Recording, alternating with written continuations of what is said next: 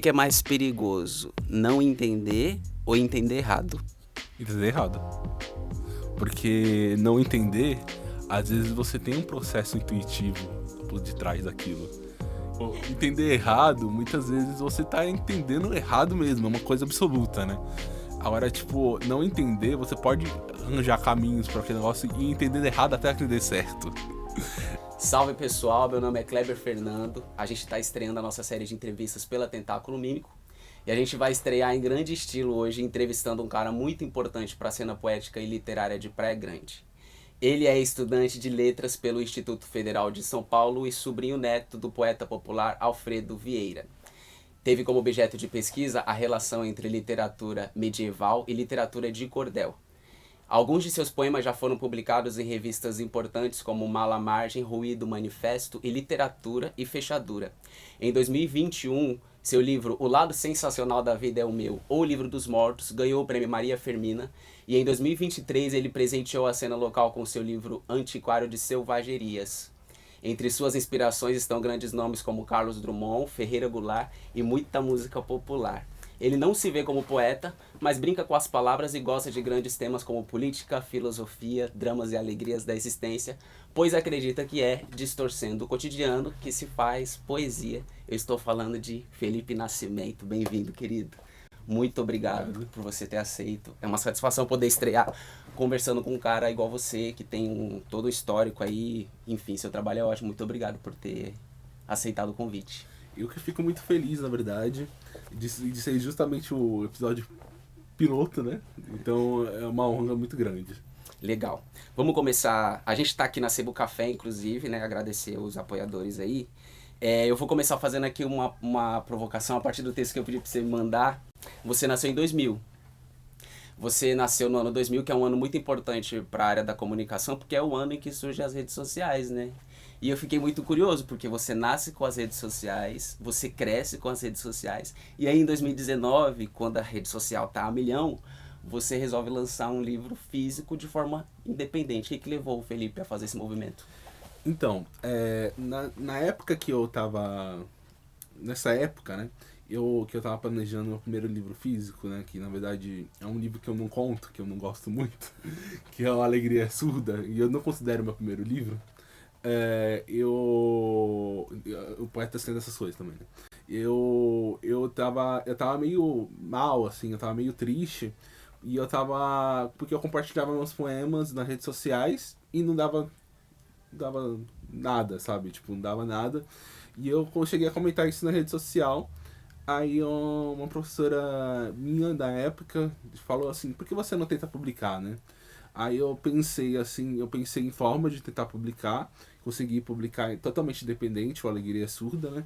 E eu vi que foi ali que, na verdade, você entra em contato com as pessoas de verdade, né? Porque se você tá na rede social, a pessoa lê rápido ali, ou nem lê, só passa e pronto, né? Agora, quando você tá em contato com as pessoas, você tá falando com as pessoas, etc., tenta ter um pouco do convencimento também, é diferente. As pessoas acabam criando um carinho maior para aquele objeto, né, que é o livro. E aí, tem uma outra questão que eu acho que pode dialogar bastante com isso. Você é um escritor atípico e você escreve, deixa nítidas essas referências todas na sua escrita, no seu trabalho, o lugar de onde você escreve socialmente e tal. Você sente que nesse cenário da literatura, de algum modo, existe um certo intelectualismo que romantiza essa condição ou invisibiliza ela, subestima ela de algum jeito, não? Olha, pessoalmente, eu não vejo isso tanto no meio literário em si. Eu não vejo isso tão problema, assim, como um grande problema. Já aconteceu de uma pessoa romantizar um pouco, assim, dizer, tipo assim, que talvez a minha habilidade para criar imagens criativas talvez estivesse relacionado com isso. Eu não sei se tem uma relação. Talvez seja um pouco romântico da parte dessa pessoa, mas de repente até tem relação e eu não sei, sabe? Mas o que eu ia falar é que na verdade é mais comum no meio de pessoas que não são da área, elas começarem a acreditar que por eu ser autista, né? Autistas geralmente só consideram ou são só bom com número ou eles são pessoas com deficiência intelectual. Então, tipo, Então, tipo, assim, não é um problema ser uma pessoa com deficiência intelectual, não é um problema uma pessoa com deficiência intelectual fazer arte, etc. Mas eu não gosto de estar nesse lugar porque não é o meu lugar. Uhum. Então, tipo, é diferente, sabe?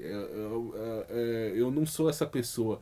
Eu posso também criar coisas de outra forma também, até parecido com uma pessoa neurotípica cria também. Eu não preciso criar coisas só sobre o autismo, só sobre como... Claro que vai afetar a minha forma de ver, né? Mas eu não preciso criar coisas só sobre isso, né? Só falar sobre isso, escrever um livro só sobre isso, né? Sim. Eu li o Antiquário de Selvagerias, que eu gosto muito do jeito que você usa as palavras e como você brinca ali, como você mesmo disse, né? Brinca com as palavras. Tem um poema seu chamado Paulicéia Ofendida, que você fala ali de uma São Paulo meio romântica e que vai negando alguns aspectos de si mesma. Sendo um escritor que produz a partir de uma cidade que também tem um projeto quase que estrutural de silenciamento de pessoas como você, né, artistas independentes, você sente que Praia Grande também romantiza a sua própria condição, nega um pouco as suas qualidades e existências periféricas? Sim, quando eu escrevi esse poema sobre São Paulo, esse romântico, eu tava pensando justamente nessa questão pequeno burguesa, né? De pensar as coisas com uma visão pequeno burguesa. E eu acho que se estende muito bem para Praia Grande também, porque Praia Grande também é uma cidade muito pequeno burguesa. E ela não consegue ampliar a visão dela para muitas estéticas e visões de arte que não sejam muito só decorativo ou só uma arte assim, tipo, voltada para a classe média, né? Então, tipo, ela tem uma dificuldade de acessar essa outra forma de ver o mundo, né? Então, eu acho que não acolhe. Para a gente tem uma dificuldade de acolher tanto de forma tanto de público mesmo, tanto de uma questão de incentivo, né? Principalmente de incentivo, né? Porque, tipo, de incentivo do meio...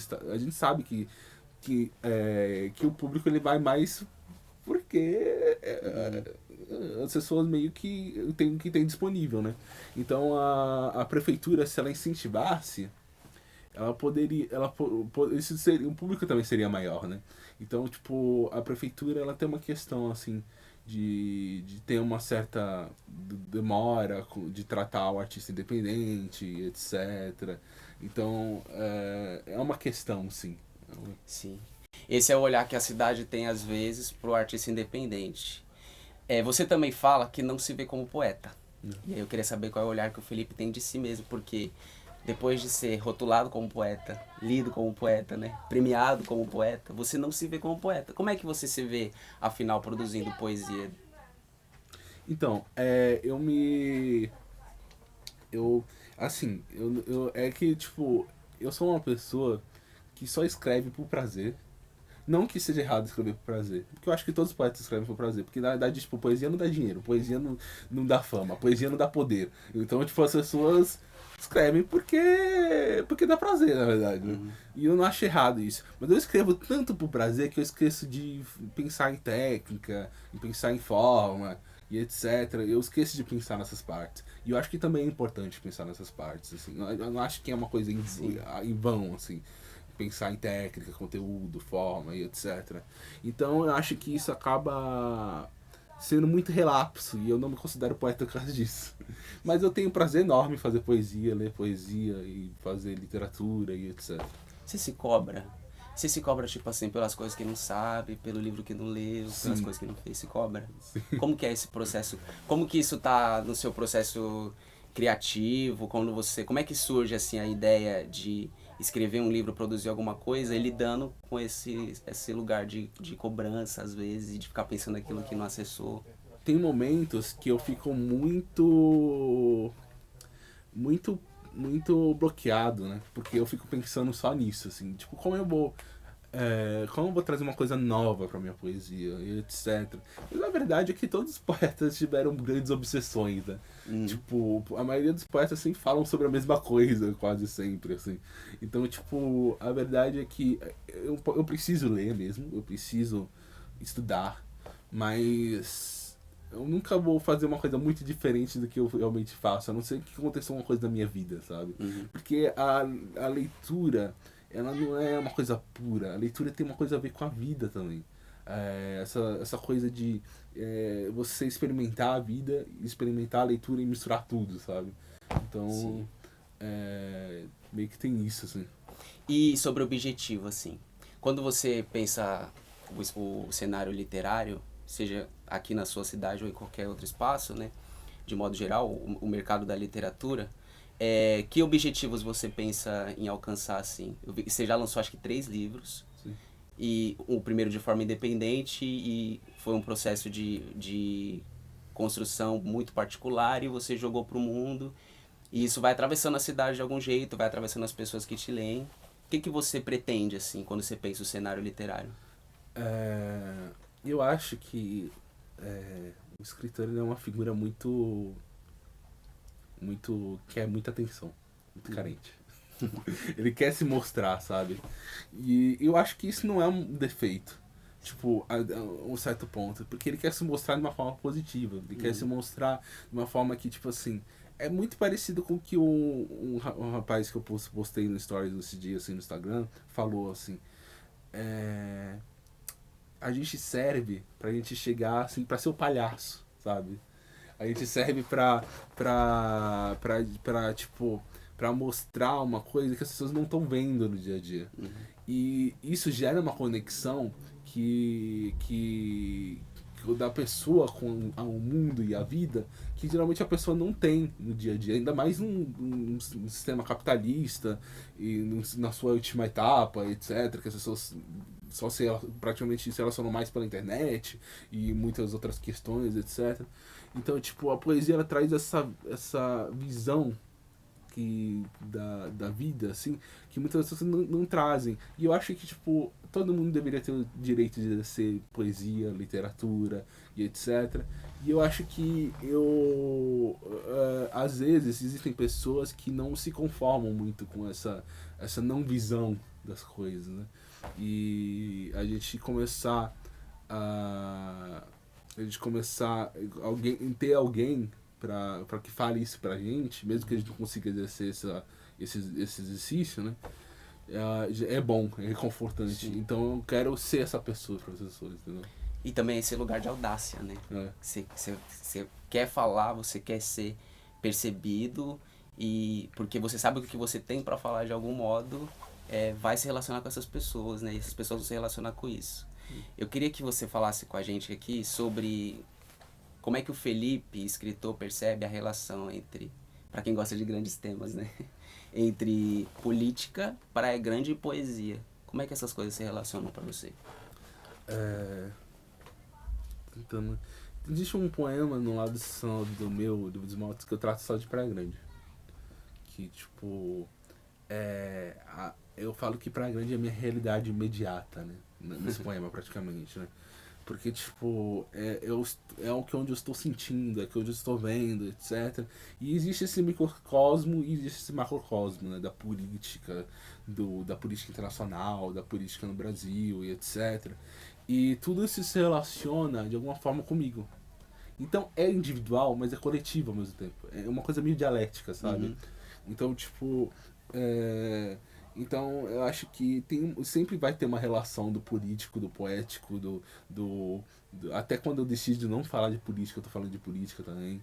É um clichê falar isso hoje em dia, mas é verdade. Então, tipo. E tudo o que fez na minha cabeça, tem uma coisa que o Tom Zé fala, que ele fala assim: quando a gente nasce, tá tudo pronto. E é verdade. Quando a gente nasce, tá tudo pronto. O sistema todo tá funcionando. Então, tipo, as ideias já estão funcionando.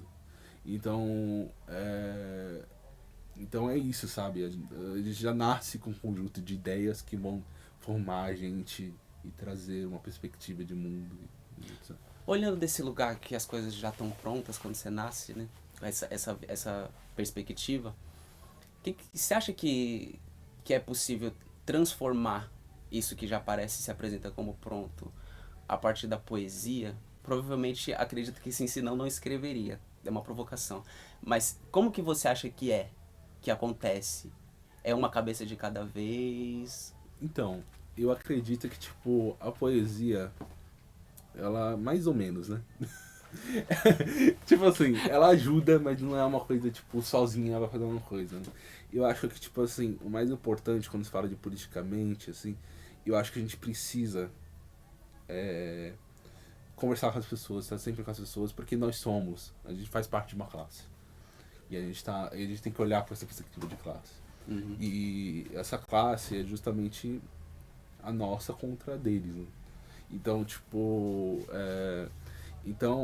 a gente precisa se articular como classe, porque eles estão muito bem organizados, assim. Uhum. A burguesia então a gente precisa se organizar também então eu acredito que só o coletivo, não é a cabeça uma de cada vez que vai mudar o mundo, eu acredito que só o coletivo muda o mundo. Coletivamente. Então, tipo, é claro que a gente precisa convencer as pessoas de cada vez, mas, tipo, é mais complexo que isso, sabe? Só o coletivo numa mudança abrupta que vai conseguir mudar o mundo de fato, sabe? Sim. Você também falou aqui que o poeta ele quer ser percebido, né? O escritor ele quer atenção. O Felipe, ele é um cara vaidoso. Ele tá pego por essa questão de ser premiado, ter um prêmio super importante no seu histórico. Como é que você lida com essa questão? Eu sou um pouco vaidoso, assim, não vou mentir. Eu acho que quando você é escritor, você tem que ser honesto. Eu não acho que você tem que ficar inventando coisa pra... Não acho. Acho que você tem que ser honesto. E a minha honestidade vai estar aqui, porque eu sou um pouco vaidoso, assim. Às vezes eu quero ter um prêmio na minha estante, etc. Até porque dá dinheiro também. Sim. Mas não é o mais importante. O mais importante é entrar em conexão com as pessoas, ouvir o feedback das pessoas, né? Eu esqueci a palavra em português pra isso. A avaliação das pessoas.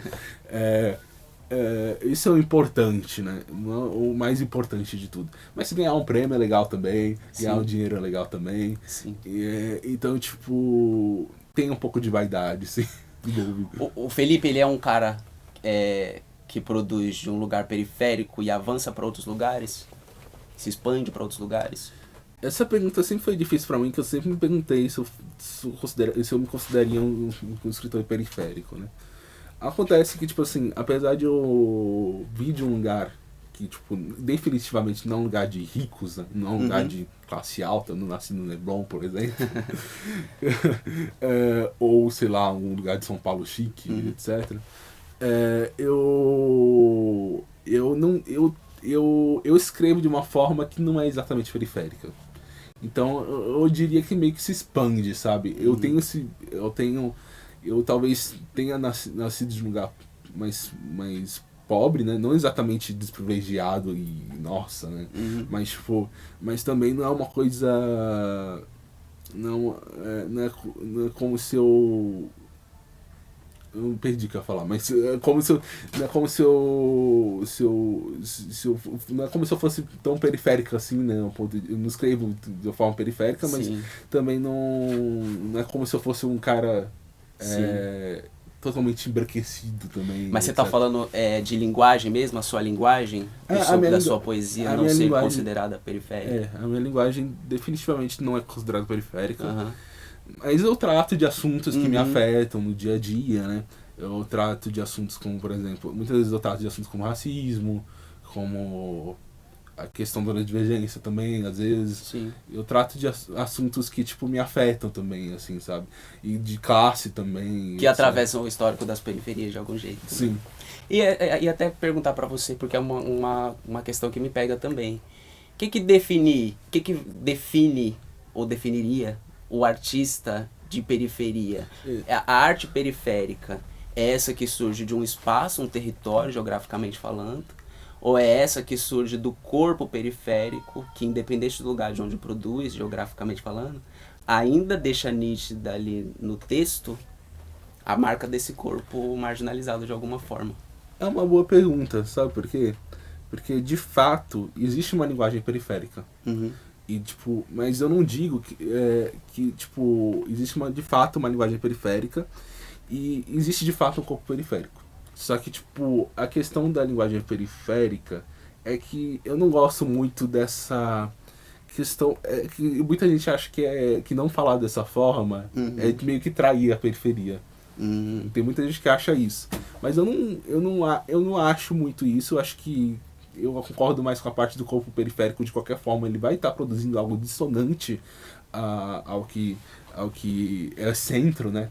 Até porque, vamos pegar Machado de Assis, por exemplo. Ele escreve Machado de Assis, ele escrevia de uma forma até embranquecida mesmo, assim. Mas ele não de centro, digamos assim, né? Trazia muitas referências da Europa, etc. Mas ele também escrevia as coisas dissonantes à branquitude da época. Ele também falava contra a escravidão, falava um monte de questões, assim. É uma questão muito intricada e complexa, assim, né? Então, eu acredito que só ter o corpo periférico já vai ser dissonante. Agora, se você vai usar a linguagem periférica, é diferente. Mas não quer dizer que a pessoa traiu o movimento, digamos assim. É um pensamento até cruel às vezes, né? Se a gente parar pra pensar que esse artista produzindo sua arte de um lugar de periferia, ou desse corpo que é periférico, né? Ele teria uma linguagem única, né? Um jeito único de dizer as coisas. A gente acaba negando, talvez, é uma provocação, né? Talvez a gente acaba negando a pluralidade, né? A diversidade desse espaço que é a periferia dessa cultura, desse corpo, e as muitas possibilidades. Pensando nisso, a gente tem uma pergunta mímica que a gente faz para os convidados. O que é a vida? Uma boa. Essa ia ser a melhor. Mas é uma pergunta que a gente faz pensando justamente nesse lugar, de um artista que produz de um lugar, vai para outro lugar, pensa numa linguagem, reconstrói, recria, enfim, revisita, né, as coisas que já fez, e aí vai mudando, transformando a sua própria arte, o jeito de se comunicar. Nesse sentido, o que o Felipe tem feito para alcançar e se adaptar sem perder a sua essência? Eu tenho pensado cada vez mais em estudar coisas sobre minha ancestralidade, e eu digo, tipo, não digo nem de uma forma mística, etc, assim, digo minha ancestralidade, assim, tipo, o povo de que eu vim, sabe, tipo, e entender como funciona a visão deles. Eu tenho tentado fazer isso, assim, com um esforço sincero, pra trazer isso mais na minha poesia, assim, porque eu gosto muito de trazer coisas religiosas, conceitos religiosos, etc, e eu queria trazer isso pra minha poesia também, só que de uma forma sincera, sem parecer que eu tô tentando forçar só porque eu sou negro, sabe? E trazer de forma sincera, assim, como isso fazendo parte mesmo da minha visão, sabe? E a gente viveu num país que sofreu um choque, né? Um choque cultural imenso, sofreu de aculturamento, né? Então, tipo, muitas vezes, tanto que pra você, acho que todo mundo negro sofre esse evento canônico da vida que descobre que é negro, sabe? e eu acho que eu tenho que trabalhar pra isso fazer parte da minha linguagem, só que sem perder a essência, como você disse, né? Perfeito. Bom, foi muito bom. Obrigado mais uma vez por você aceitar fazer parte. Foi muito bom conhecer mais de você, da sua literatura. Eu agradeço também. Eu acho que é muito importante um programa como esse, né? Até porque, tipo, a gente precisa trazer... não precisa trazer a voz, porque todo mundo tem a voz, né? Mas a gente precisa ouvir as pessoas, né? A gente precisa ouvir porque é nesse embate que a gente cria as coisas, sabe? Eu acho que a palavra, ela cria coisas. E tipo... Não é à toa que tem muitas religiões que começam um livro com a palavra, né? e etc. Mas é isso, assim, tipo, acho muito importante. É isso. Muito obrigado. Mais uma vez, um abraço. Até a próxima, pessoal. Abraço e sorriso.